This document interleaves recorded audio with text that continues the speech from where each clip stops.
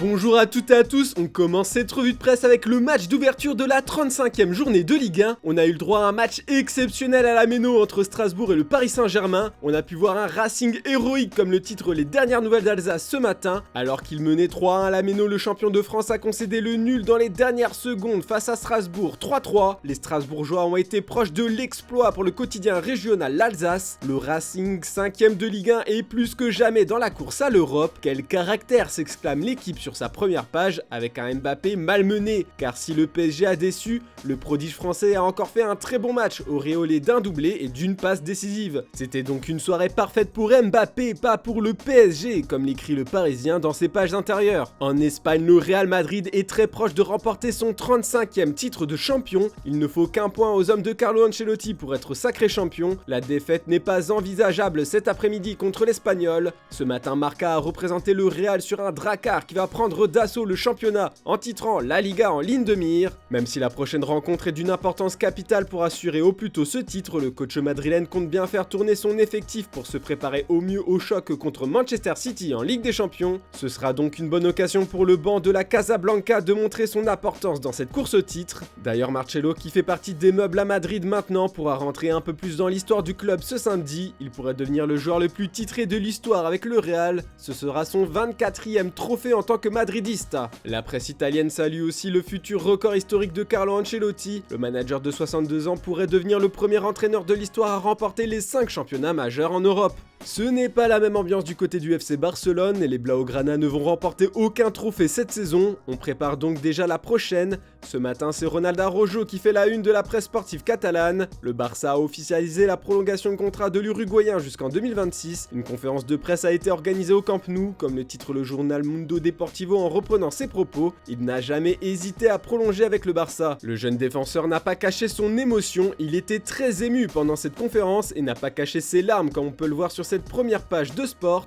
Araujo compte gagner beaucoup de titres à partir de maintenant. Joan Laporta espère qu'après ce renouvellement de contrat, Gavi sera le prochain Blaugrana à prolonger avec le club. Nous espérons avoir de bonnes nouvelles avec Gavi bientôt. Le travail est en cours, a déclaré le président. On apprend aussi dans les pages intérieures de Mundo Deportivo que le FC Barcelone a rencontré Jorge Mendes pour discuter de 3 cas en particulier, ceux d'Adama Traoré, Francisco Trincao et Nico Gonzalez. Adama Traoré et Trincao pourraient faire l'objet d'un échange entre le Barça et les Wolves. Le jeune Nico de la Masia devrait être prolongé. La Juventus Turin aussi prépare l'avenir. Le premier chantier de la vieille dame est de renouveler sa défense. La Juve ne compte pas s'arrêter avec Federico Gatti, déjà signé cet hiver. Pour l'instant, la meilleure opportunité possible est Antonio Rüdiger, libre cet été. D'après Tuttosport, Massimiliano Allegri rêve de Milinkovic, Savic et de Milan Skriniar. Surtout de ce dernier, si un accord avec l'Inter sur le papier s'avère compliqué, il n'est pas impossible, surtout si son contrat expire en 2023. Se renforcer en affaiblissant un concurrent direct, ici l'Inter, c'est une habitude pour la Juve. En attendant, la priorité est de continuer avec Mathis de Ligt, à tel point que les Bianconeri réfléchissent à une prolongation annuelle pour éviter tout risque. Direction l'Angleterre maintenant, la course au titre prend de l'ampleur entre Liverpool et Manchester City. Ce n'est que le début, titre le Daily Express en reprenant les propos du coach allemand en conférence de presse. Le plus important pour lui, c'est d'entrer dans la légende avec un groupe de joueurs qu'il est fier de gérer. Comme le rappelle le Daily Mirror en mettant en avant le chiffre 4, Klopp et ses joueurs peuvent encore réaliser le quadruplé historique. Il a surtout expliqué être déçu de jouer à l'heure du déjeuner ce samedi contre Newcastle. Pour lui, c'est un désavantage. Pep Guardiola a alors suggéré en conférence de presse à son rival que quiconque ne peut pas faire face à l'emploi du temps chargé ferait mieux de s'asseoir sous un cocotier et de partir aux Maldives. Le Daily Star a parfaitement illustré son message avec Klopp en détente à la plage. Enfin, on termine avec la colère d'Antonio Conte.